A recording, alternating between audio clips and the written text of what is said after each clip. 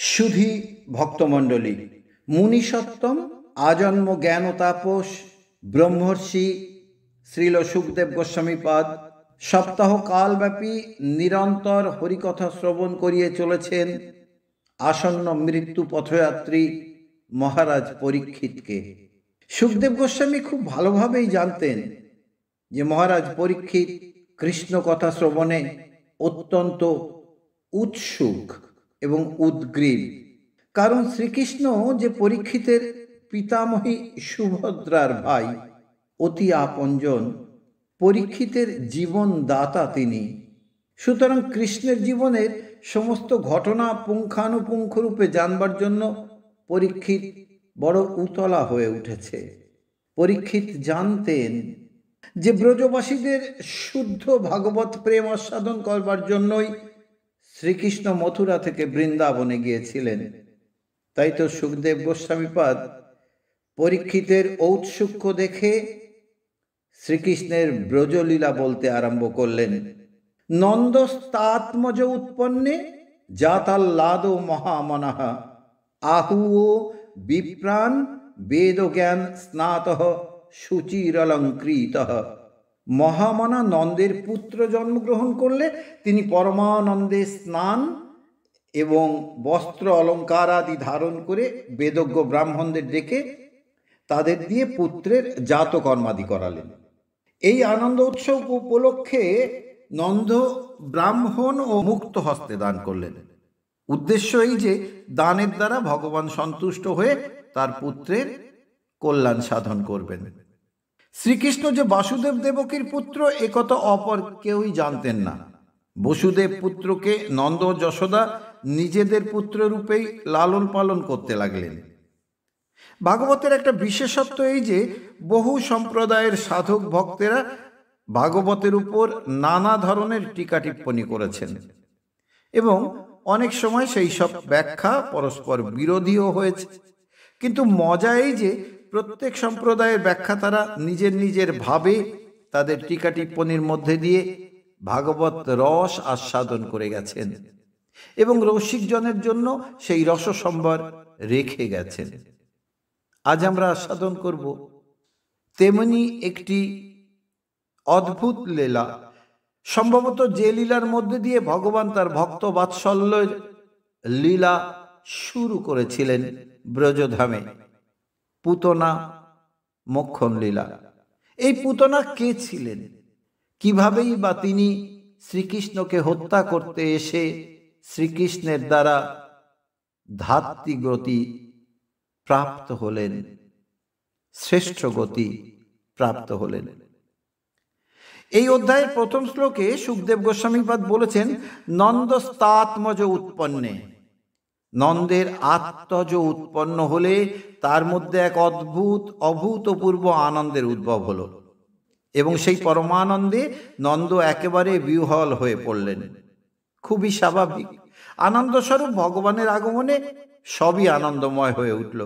কিন্তু কথা হলো এই যে এই শ্লোক থেকে মনে হয় নন্দালয়ে কৃষ্ণের জন্মের মধ্যে একটা বিশেষ রহস্য লুকিয়ে আছে, যা সুখদেব স্পষ্টভাবে না বলে ইঙ্গিতই করেছেন মাত্র। সুখদেবের যদি বলার উদ্দেশ্য হতো বাসুদেব পুত্রকেই নন্দ নিজের পুত্র বোধে লালন পালন করেছিলেন, আসলে কৃষ্ণ নন্দের পুত্র নন, তাহলে সুখদেব বলতেন বাসুদেব সকলের অলক্ষিতে নিজের নবজাত শিশুকে নন্দালয়ে রেখে এলে নন্দ বাসুদেব পুত্রকেই নিজের পুত্র বলে মনে করে পরম আনন্দ লাভ করলেন। তাহলে ঘটনার সঙ্গে সামঞ্জস্য থাকত এবং সকলেই বুঝতে পারত। কিন্তু তা না করে সুখদেব বললেন নন্দেরও আত্মজ উৎপন্ন হলো ইত্যাদি। এই কথা থেকে মনে হয় যেন সুখদেব ইঙ্গিতে বলছেন শ্রী ভগবান নন্দেরও পুত্র। শ্রী ভগবান নন্দেরও পুত্র, এই কথা শুনেই সকলে চিৎকার করে উঠবেন, এ কেমন করে সম্ভব? কারণ সকলেই জানেন তিনি কংসের কারাগারে দৈবকীর কোলে আবির্ভূত হয়েছিলেন। এ যে ঘটনা বিরোধী কথা। কৃষ্ণ মথুরা থেকে ব্রজে এলেন, কিন্তু তিনি কেমন করে নন্দের পুত্র হতে পারেন? জীব গোস্বামী তার বৈষ্ণব সঞ্চিকায় এর অতি সুন্দর ও পাণ্ডিত্যপূর্ণ ব্যাখ্যা করে বলেছেন, বাইরের দৃষ্টিতে নন্দপুত্র অসম্ভব হলেও তত্ত্বত কৃষ্ণ নন্দেরও পুত্রই বটে। শ্লোকে রয়েছে নন্দস্তাত্মজ, অর্থাৎ নন্দের আত্মজ।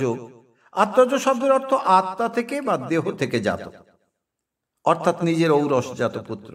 কিন্তু ভগবানের জন্ম তো সাধারণ জীবের মতো কর্মফল ভোগ করার জন্য হয় না। ভগবান যখন তার ভক্তদের সাথে লীলারস আস্বাদন করার জন্য তার নিত্য সিদ্ধ সচ্চিদানন্দ বিগ্রহ জগতে প্রকট করেন, তখনই আমরা তার জন্ম আখ্যা দিই। সুতরাং ভগবানের আত্মজ হওয়া অর্থাৎ কারোর পুত্র রূপে আবির্ভূত হওয়ার মধ্যে বিশেষ রহস্য থাকে। জীব কর্মফল ভোগ করার জন্য দেহান্তর প্রাপ্ত হয়, ভগবানের কর্মফলও নেই। সুতরাং জীবের মতো কর্মফলের জন্য তার জন্মও হয় না, দেহ ত্যাগও হয় না। ভগবান যখন জগতের মঙ্গলের জন্য স্বেচ্ছায় তার নিত্য সিদ্ধ সচ্চিদানন্দ বিগ্রহ জগতে প্রকট করেন, তখনই আমরা তার জন্ম হলো বলি। সুতরাং ভগবান যখন কারো আত্মজ হন, তখন বুঝতে হবে যে সাধারণ জীবের মতো পিতামাতার দেহ থেকে তার জন্ম হয়নি, তিনি অজ, তার জন্ম অপ্রাকৃত। শ্রীকৃষ্ণ গীতায় বলেছেন, জন্ম কর্ম চমে দিব্যমেবং ইয়ো বেত্তি তত্ত্বতঃ, যে আমার অপ্রাকৃত জন্ম কর্মের স্বরূপ যথার্থত জানে, তার আর পুনর্জন্ম হয় না। সুতরাং বোঝা যাচ্ছে তার জন্ম অলৌকিক। জীব জন্মগ্রহণ করে অশেষ দুঃখ কষ্ট ভোগ করে, আর ভগবানের জন্ম কথা শুনে জীব মুক্ত হয়ে যায়, এতটাই তফাৎ। ভগবান হচ্ছেন জন্মরহিত অর্থাৎ অজ, তিনি সর্বকারণের কারণ, তিনি জগৎ কারণ, জগৎ পিতা। সুতরাং তার কেউ পিতা কিংবা মাতা হতেই পারে না। তবুও তিনি বাৎসল্য প্রেমময় ভক্তকে মাতা পিতা বলে স্বীকার করে তাদের বাৎসল্য প্রেম রস আস্বাদন করেন। ভক্ত যখন ভগবানের ঐশ্বর্য ভুলে তাকে নিজের পুত্ররূপে লালন পালন করার জন্য নিতান্ত ব্যাকুল হয়, তখন ভগবান জগৎ পিতা সর্বেশ্বর হয়েও ভক্তের বাসনা পূর্ণ করবার জন্য তার হৃদয়ে ঐশ্বর্য শূন্য শিশুরূপে স্ফুরিত হন। ভক্ত যখন নিরন্তর ভগবানকে শিশুরূপে হৃদয়ে চিন্তা করতে থাকেন, তখন ভগবানও তার হৃদয়ে আবির্ভূত হন। শ্রীকৃষ্ণের জন্ম বিষয়ে এই কথাই ভাগবতে রয়েছে, আবিবেশাংশ ভাগেন মন আনক দুন্দুবে। শ্রী ভগবান স্বয়ং বাসুদেবের হৃদয়ে প্রবেশ করলেন। ভগবান স্বয়ং বাসুদেব দেবকীর বাৎসল্য প্রেমপূর্ণ হৃদয়ে আবির্ভূত হয়েছেন বলেই তিনি বাসুদেব দেবকীর আত্মজ। প্রশ্ন হতে পারে, ভগবান তো সবারই হৃদয়ে অন্তর্যামী রূপে অবস্থিত। ঈশ্বর সর্বভূতানাং হৃদ্দেশে অর্জুন তিষ্ঠতি, তিনি সবার হৃদয়েই রয়েছেন। তবে কি তিনি সবারই আত্মজ? না, তা নয়। যারা বাৎসল্য প্রেমময় ভক্ত, তারা যখন ভগবানকে পুত্ররূপে লালন পালন করার জন্য ব্যাকুল হন, তখনই তিনি তাদের হৃদয়ে পুত্ররূপে আবির্ভূত হন। যখন পুত্রভাবে ভগবানকে হৃদয়ে চিন্তা করে করে আর স্বাদ মেটে না, প্রত্যক্ষভাবে লালন পালন করার জন্য অত্যন্ত ব্যাকুল হয়ে ওঠেন, তখনই তাদের হৃদয়স্থ প্রেমমূর্তি বাইরে প্রকটিত হয়। বাৎসল্য প্রেমময় ভক্তের হৃদয়স্থ মূর্তির বাইরে প্রকটিত হওয়াকেই ভগবানের জন্ম হওয়া বলে। ভগবান নিত্য, তিনি কারো আত্মজ নন এবং তার উৎপত্তিও হয় না। তবুও যখন কোনো মহাপ্রেমময় ভক্ত সর্ববাসনা জলাঞ্জলি দিয়ে একমাত্র ভগবানকে নিরন্তর পুত্রভাবে চিন্তা করেন, তখন ভগবান তার হৃদয়ে আবির্ভূত হন এবং বাৎসল্য প্রেমোচিত সেবা গ্রহণ করে ভক্তের মনোবাসনা পূর্ণ করবার জন্য জগতে প্রকটিত হন। আমরা শ্রীমদ্ ভাগবত গীতায় দেখতে পাই, শ্রী ভগবান বলছেন, যে যথা মাং প্রপদ্যন্তে তাং তথৈব ভজাম্যহম, যে আমাকে যেভাবে চায় আমি সেইভাবেই তার মনোবাসনা পূর্ণ করি। এই তো তার মহান কৃপা। বাসুদেব দেবকী যুগ যুগ ধরে ভগবানকে পুত্র রূপে পাওয়ার জন্য তপস্যা করেছিলেন। তারা ভগবানের কাছে বর চেয়েছিলেন, তোমার মতো পুত্র চাই। ভগবান কংসের কারাগারে চতুর্ভুজ মূর্তিতে বাসুদেব দেবকীর সামনে আবির্ভূত হয়েছিলেন। চতুর্ভুজ মূর্তিতে তো কোনো জীবের জন্ম হয় না, সুতরাং তাকে দেখেই বাসুদেব দেবকী বুঝেছেন যে ভগবানের আবির্ভাব হয়েছে। তাই তারা তখন করজোড়ে শ্রী ভগবানের স্তব করতে লাগলেন।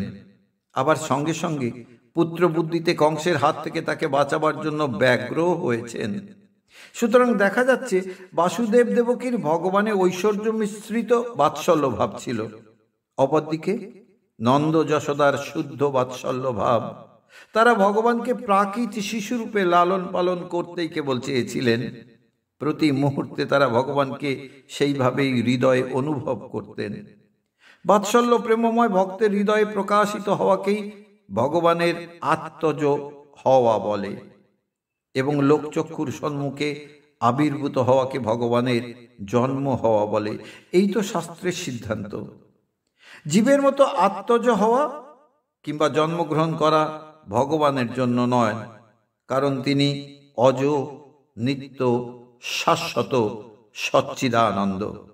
শ্রী ভগবান বাসুদেব ও দেবকীর হৃদয়ে প্রকাশিত হয়েছিলেন এবং কংসের কারাগারে আবির্ভূত হয়েছিলেন। ভগবান নন্দ ও যশোদার হৃদয়েও প্রকাশিত হয়েছিলেন এবং নন্দালয়ে আবির্ভূত হয়েছিলেন। সুতরাং কৃষ্ণের আত্মজ হওয়া এবং জন্মগ্রহণ করা উভয় পক্ষেই সমান। তফাৎ শুধু এই যে বাসুদেব ও দেবকীর ঐশ্বর্য মিশ্রিত বাৎসল্য ভাবের জন্য ভগবান তাদের সামনে চতুর্ভুজ মূর্তিতে আবির্ভূত হয়ে আবার প্রাকৃত শিশুরূপ ধারণ করেছিলেন। অপরদিকে নন্দ যশোদার শুদ্ধ বাৎসল্য ভাব, তাই ভগবান মাধুর্যময় দ্বিভুজ শিশুরূপেই তাদের সামনে আবির্ভূত হয়েছিলেন। তখন তারা কৃষ্ণের স্তব করেননি, বরং পুত্র বলে কোলে তুলে নিয়ে তাকে স্তন পান করিয়েছিলেন। তার কল্যাণের জন্য জাতকর্মাদির অনুষ্ঠান করেছেন। সুতরাং বোঝা যাচ্ছে যে নন্দ যশোদার মনে এই ধারণা একেবারেই ছিল না যে স্বয়ং ভগবান তাদের পুত্র রূপে এসেছেন। তাদের ধারণা নারায়ণের অসীম কৃপায় তারা এই পুত্রটি পেয়েছেন। সুতরাং তাদের মনে ঐশ্বর্য ভাবের লেশ মাত্র ছিল না, ছিল কেবল শুদ্ধ বাৎসল্য ভাব। তাই মনে হয় কৃষ্ণের আবির্ভাবের আগে ভগবানের দ্বিভুজ শিশু মূর্তি নন্দ যশোদা হৃদয়ে সর্বদা জাগরূক থাকত। নন্দ যশোদা যাকে পুত্র রূপে পেয়েছেন তিনি পরম ঈশ্বর। তার নাম গ্রহণ গুণকীর্তন করে মানুষ মুক্ত হয়ে যায়। কৃষ্ণ সম্বন্ধীয় এই জ্ঞান নন্দ যশোদার বাৎসল্য প্রেমের আতিশয্যে প্রকাশ পায়নি এবং তারই জন্য অখিল ব্রহ্মাণ্ডের প্রতিও সাধারণ শিশুরূপে সেই পরম বাৎসল্য প্রেম রস আস্বাদন করেছেন। এই পরম প্রেমের বলেই নন্দ জগৎ পিতারও পিতা হয়েছেন এবং জগৎ পিতাও নিজের পিতৃত্ব ভুলে নন্দের পুত্রত্ব স্বীকার করে ঈশ্বরের বাল্য লীলা রসে জগৎকে ভাসিয়েছেন। ভগবান এক হলেও তিনি বহু রূপে প্রকাশিত হন। ভক্তের ভাব ও প্রার্থনা অনুসারে ভগবানের শ্রীমূর্তির আবির্ভাব হয়ে থাকে। সুতরাং একই ভগবানের পক্ষে বাসুদেব দেবকীর প্রার্থনা মতো চতুর্ভুজ কৃষ্ণ রূপে এবং নন্দ যশোদার ভাব অনুযায়ী দ্বিভুজ বালগোপাল মূর্তিতে আবির্ভূত হওয়া কিছুমাত্র আশ্চর্য নয়। দেবকী নন্দন ও যশোদা নন্দন স্বরূপত অভেদ হলেও দেবকী ও যশোদার ভাবের পার্থক্যের জন্য ভগবানেরও প্রকাশের পার্থক্য হয়েছে। রাসলীলায় কৃষ্ণ যদি অসংখ্য গোপীদের সাথে একই সঙ্গে অসংখ্য কৃষ্ণ হয়ে নৃত্য গীতাদি লীলা করতে পেরে থাকেন, তবে দেবকী ও যশোদার মনোবাসনা পূরণের জন্য তিনি দুইভাবে প্রকাশিত হতে পারবেন না কেন? ভগবানের পক্ষে কোনো কিছুই অসম্ভব নয়, তিনি যে অনন্ত শক্তি সম্পন্ন। সুতরাং ভাগবতে কংসের কারাগারে শ্রীকৃষ্ণের জন্মকথা আছে বলে নন্দালয়েও যে তার জন্ম হয়নি তা বলা যায় না। জীব গোস্বামী তার গোপাল চম্পু গ্রন্থে নন্দালয়ে কৃষ্ণের জন্মের কথা বর্ণনা করেছেন। কৃষ্ণ জামল গ্রন্থে রয়েছে যে বাসুদেব দেবকীর ভাব অনুযায়ী ভগবান চতুর্ভুজ মূর্তিতে কংসের কারাগারে আবির্ভূত হয়েছিলেন। ঐশ্বর্য মিশ্রিত বাৎসল্য প্রেমময় বাসুদেব দেবকীর এই চতুর্ভুজ মূর্তি একান্ত প্রিয় ছিল, কিন্তু কংসের ভয়ে তারা ভগবানের ওই রূপ সংবরণ করতে বললেন। ভগবান তখন নন্দ যশোদার নন্দন রূপে দ্বিভুজ মূর্তিতে প্রকটিত হলেন। ভগবানের এই দ্বিভুজ বালমূর্তি কেবলমাত্র শুদ্ধ বাৎসল্য ভাবের ভক্তের সেব্য। সুতরাং এই দ্বিভুজ মূর্তিতে ভগবান মথুরায় না থেকে নন্দালয়ে গিয়ে সেখানকার শুদ্ধ বাৎসল্য রসাস্বাদন করে নন্দ যশোদাকে পরম আনন্দ দান করলেন। সুখদেব কৃষ্ণ জন্মকথা বিশেষ করে পরীক্ষিতকে বলছেন। কৃষ্ণ ছিলেন পরীক্ষিতের পিতামহী সুভদ্রার ভাই। পরীক্ষিতের নিকটাত্মীয়। সুতরাং কৃষ্ণের কথা শুনতে পরীক্ষিত স্বভাবতই খুব লালায়িত। সুখদেবের কথায় পরীক্ষিত বুঝলেন যে তার পরমাত্মীয় বাসুদেব পুত্রকেই নন্দ যশোদা পুত্র জ্ঞানে লালন পালন করেছেন। বাসুদেব পুত্রই ব্রজধামে মধুর লীলা আস্বাদন করেছেন। এই ধারণার জন্য পরীক্ষিত কৃষ্ণের ব্রজলীলার মাধুর্য আরো গভীরভাবে উপলব্ধি করে আনন্দ সাগরে নিমগ্ন হয়েছেন। সুখদেবের কথায় পরীক্ষিত যদি বুঝতেন যে কৃষ্ণ যেমন বাসুদেব দেবকীর পুত্র তেমনি তিনি নন্দ যশোদার পুত্র, তাহলে ব্রজলীলায় পরীক্ষিতের অত গভীর আনন্দ অনুভব হতো না। ব্রজলীলা মধুর বটে, কিন্তু আমারই পরমাত্মীয় যদি সেই লীলার নায়ক হন, তবে সেই মাধুর্যের অনুভূতির আর তুলনা হয় না। তাই সুখদেব পরীক্ষিতের আনন্দের ব্যাঘাত না করে কৃষ্ণের স্বরূপ এবং তিনি একই সঙ্গে বাসুদেব ও নন্দের পুত্র এই কথা ইঙ্গিতেই মাত্র বলে গেলেন। মহারাজ নন্দের পুত্র হয়েছে এই সুসংবাদ শুনে ব্রজবাসীরা বহুমূল্য উপহার নিয়ে নবজাত শিশুকে দেখবার জন্য নন্দালয়ে এসে উপস্থিত হলেন। বয়োবৃদ্ধ গোপগণ নন্দনন্দনের জন্মোৎসব উপলক্ষে এতই আনন্দিত হয়েছেন যে তারা নিজেদের গাম্ভীর্য ভুলে চঞ্চল বালকের মতো নাচতে লাগলেন এবং একে অপরের গায়ে দুধ, ঘি, দই প্রভৃতি ঢেলে দিয়ে আনন্দ করতে লাগলেন। চারিদিকে যেন একটা আনন্দের হিল্লোল বইতে লাগলো। পদকর্তা শিবানন্দ সেন গেয়েছেন, শিব নাচে, ব্রহ্মা নাচে, আর নাচে ইন্দ্র, গোকুলে গোয়ালা নাচে পাইয়া গোবিন্দ।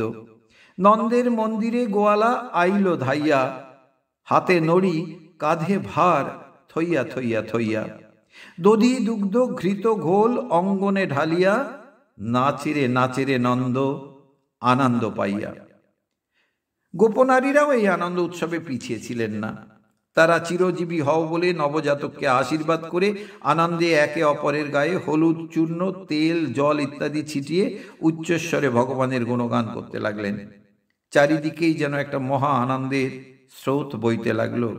ভাগবত বললেন, তত আরভ্য নন্দস্য ব্রজহ সর্বসমৃদ্ধিমান, হরের নিবাসাত্ম গুণই রমা ক্রীড়ম ভূন্দ্রীপ। সুখদেব বললেন, হে মহারাজ পরীক্ষিত, ব্রজধামে শ্রী ভগবান নিত্য বিরাজ করেন, সুতরাং এমনিতেই ব্রজধাম সর্বসম্পদে পরিপূর্ণ। তাই কৃষ্ণের জন্মদিন থেকে ব্রজধাম মহালক্ষ্মীদেরও বিহার ভূমি হয়ে উঠল। ভগবান সেখানে সপার্ষদ বিহার করেন।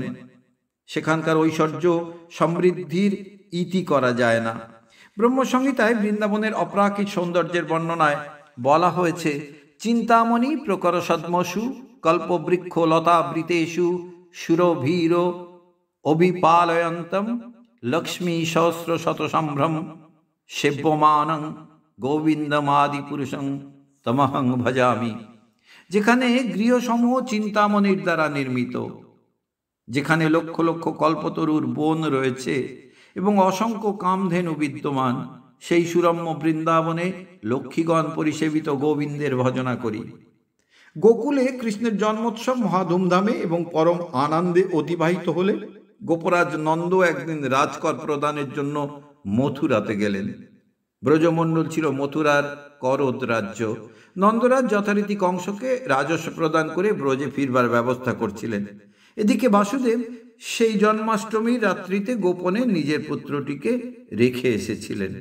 তখন থেকে তিনি সর্বদা সেই পুত্রের চিন্তাতেই বিভোর থাকতেন। বাসুদেব জেনেছিলেন যে কংস ও তার মন্ত্রীরা ঠিক করেছে 10 দিনের মধ্যে যাদের জন্ম হয়েছে সেই সব শিশুদের সবাইকে বধ করবে। স্বভাবতই বসুদেব নিজের পুত্রের জন্য অত্যন্ত চিন্তিত হয়ে পড়েছেন।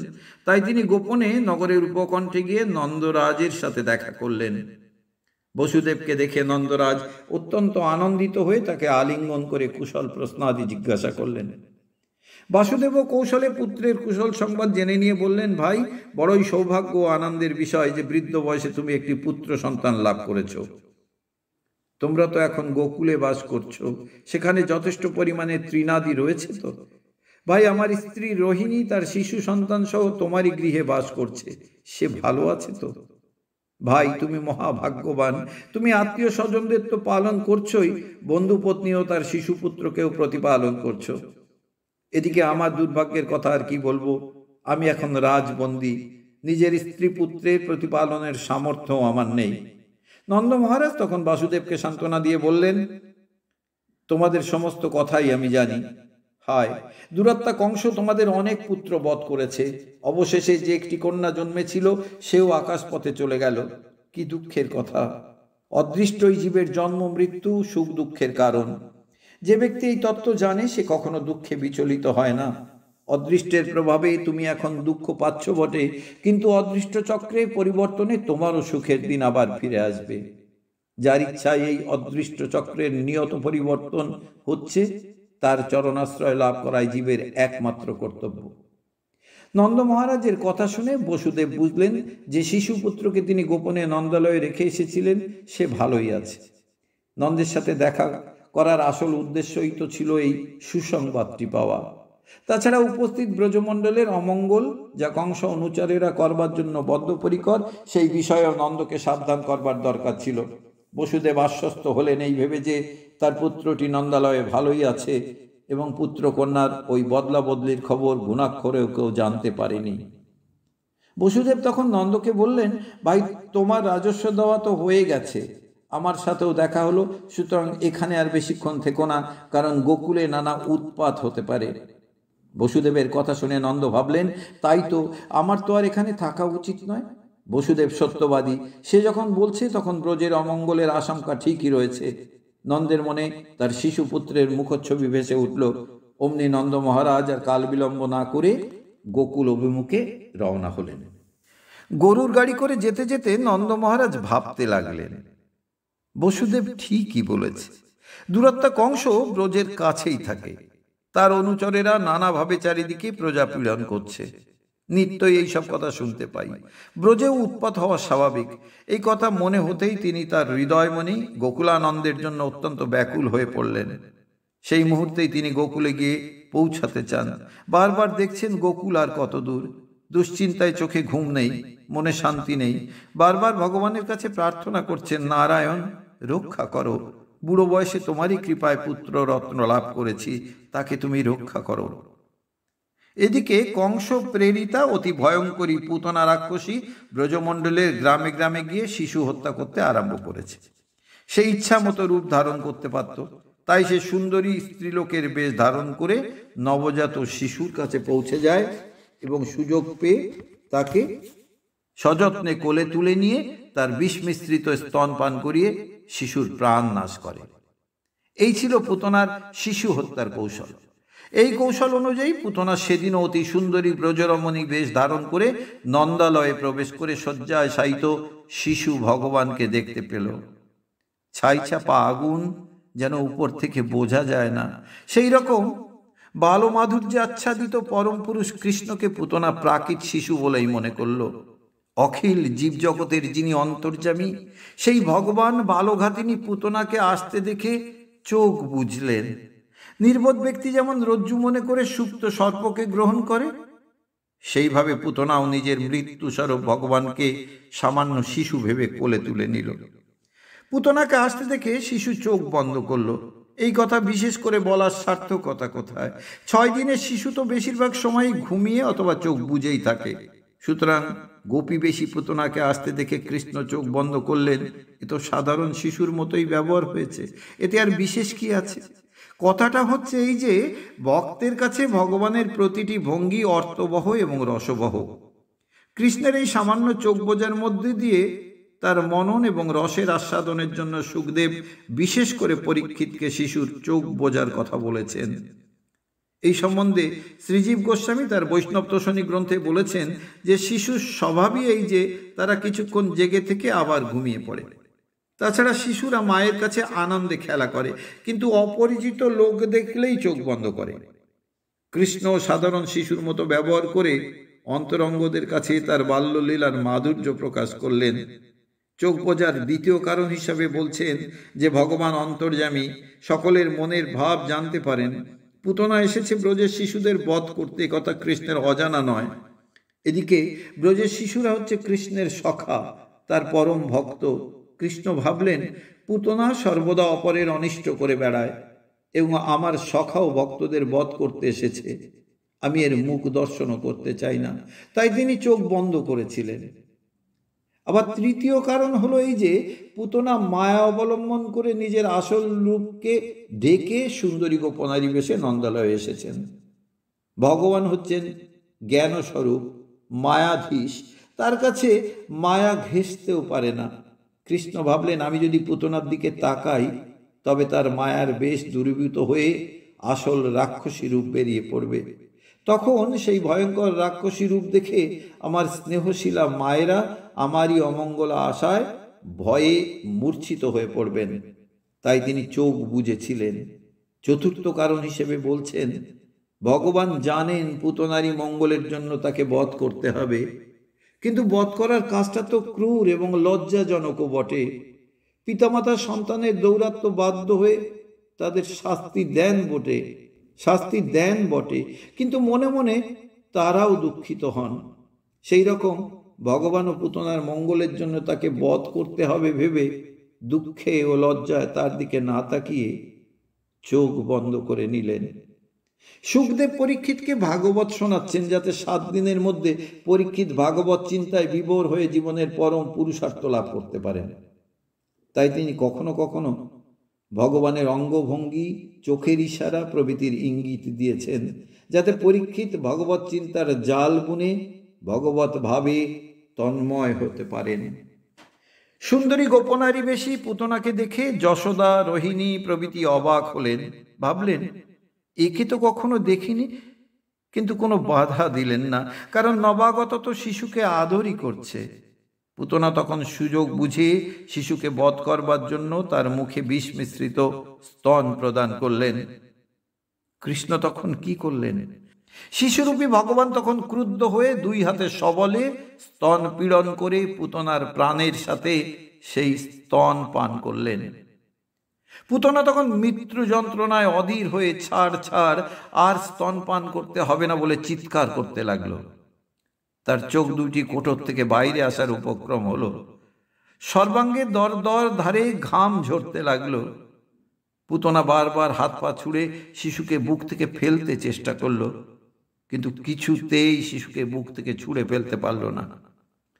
ভগবানের সাথে কোনো রকমে একবার সম্বন্ধ হলে সেই সম্বন্ধ আর ছাড়ানো যায় না। শ্রীরামকৃষ্ণদেব বলতেন, ছেলে বাপের হাত ধরলে ছেলে পড়ে যেতেও পারে, কিন্তু বাপ ছেলের হাত ধরলে ছেলের আর পড়বার ভয় থাকে না। ভগবান একবার ভক্তকে ধরলে ভক্তের আর কখনো ভগবান থেকে বিচ্যুতি হয় না। ভগবান পুতনাকে সর্বদোষ থেকে মুক্ত করে আপন করে নেবেন, সুতরাং তিনি পুতনাকে ছাড়বেন কেন? পুতনা কিছুতেই বুক থেকে শিশুকে সরাতে না পেরে যন্ত্রণায় অস্থির হয়ে তার নিজের রাক্ষসী রূপ ধারণ করল এবং ভয়ঙ্কর চিৎকার করতে করতে শিশুকে নিয়ে আকাশ পথে মথুরার দিকে যেতে লাগলো। উদ্দেশ্য, একবার মথুরায় গিয়ে পৌঁছাতে পারলে শিশুকে ছাড়াবার একটা ব্যবস্থা নিশ্চয়ই হবে। সেখানে আরো সব অসুরেরা আছে। কিন্তু পুতনার উদ্দেশ্য সফল হলো না। অল্প কিছু দূর গিয়েই পুতনার পর্বত প্রমাণ দেহ নিস্পন্দ হয়ে পড়ে গেল। শিশু তখনও পুতনার বুকে নীলমণি পদকের মতো সংলগ্নই ছিল।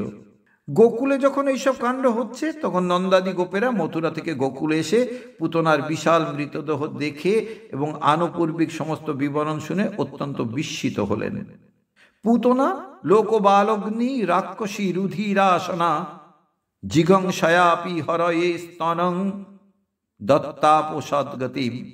শিশু হত্যাকারী রক্তখেগ রাক্ষসী পুতনা হিংসা করার অভিপ্রায়েই শ্রীহরিকে স্তনপান করিয়েছিল, আর তারই জন্য পুতনা সদ্গতি লাভ করল। পুতনার জন্ম রাক্ষস কুলে, শিশু রক্তপায়ী, অপরের হিংসা করাই তার একমাত্র কাজ। সুতরাং দেখা যাচ্ছে ভগবানের কৃপা লাভের সে একেবারেই অযোগ্য। তবু ভগবান তাকে ধাত্রীগতি দান করেছিলেন কেন? এর উত্তর দেওয়া সম্ভব নয়। শুধুমাত্র বলা যায়, এ হচ্ছে ভগবানের অচিন্ত কৃপা শক্তির অভিব্যক্তি। এরকমটি তিনি আর কোথাও করেননি। পুতনা ভগবানকে স্তন দান করেছিল, যদিও তার পেছনে ছিল তার জিঘাংসা প্রবৃত্তি, কিন্তু ভগবান তার এই স্তনদানের মধ্য দিয়ে যে দোষাংশ ছিল, হিংসা প্রবৃত্তি ছিল, তা গুণে রূপায়িত করে পুতনার স্তনদান রূপ সেবাংশকেই গ্রহণ করেছিলেন। সকলের শব্দ স্মরণ করেন বলেই তো তিনি শ্রীহরি। সুখদেব বলছেন, বিষযুক্ত স্তনদান করেও যদি পুতনা মুক্তি লাভ করে থাকে, তবে কৃষ্ণের মায়েদের মতো বিশ্বাস ও আদরের সাথে যারা অখিলাত্মা কৃষ্ণকে নিজেদের অতি প্রিয় বস্তু সমর্পণ করেন, তাদের যে পরাগতি লাভ হবে, এতে আর বলবার কি থাকতে পারে। পুতনা লীলায় ভগবান যে কৃপা বৈভব প্রকাশ করেছেন তা আমাদের ধারণাতীত। ভগবানের আর কোনো লীলাতেই এমনটি হয়নি। ভগবান তার শত্রু ভাবাপন্ন জীবদের বধ করেই ক্ষান্ত হন না, তিনি তাদের সদ্গতিরও ব্যবস্থা করেন, কিন্তু সে সদ্গতি কেবলমাত্র মুক্তিদান পর্যন্তই। কিন্তু পুতনার বেলায় তিনি তাকে সংসার বন্ধন থেকে মুক্ত করে পরম প্রেম দান করলেন এবং অবশেষে তাকে ধাত্রীগতি ভগবৎ সেবার অধিকার পর্যন্ত দিলেন। এমন দয়া তিনি আর কোনো লীলাতেই প্রকাশ করেননি। জীব গোস্বামী তার বৈষ্ণব তোষণী টিকায় বলেছেন, নন্দনন্দন নন্দালয়ে জন্মের পর পুতনা রাক্ষসীকে বধ করে তার পরম করুণাময় লীলার সূত্রপাত করেছেন। তিনি রাক্ষসীকে জননীগতি প্রদান করে লীলারম্ভ করলেন বলে মনে হয়। তিনি তার ভক্ত বাৎসল্যাদি গুণ এবং লীলা মাধুর্যে ভক্তদের লালসা উৎপাদন করেই লীলা আরম্ভ করলেন। এতে সকলেরই মনে হওয়া উচিত, যার ভক্তের বেশ এবং ভাবের অনুকরণ করে রাক্ষসীরও জননী গতি লাভ হয়, সত্যই তার ভক্ত হলে না জানি আরো কত কি লাভ হতে পারে।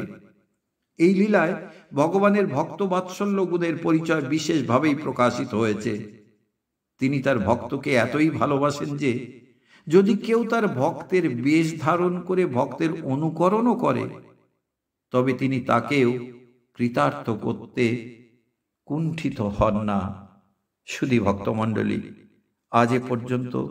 সবাই মিলে বলুন, রাধা রাধা।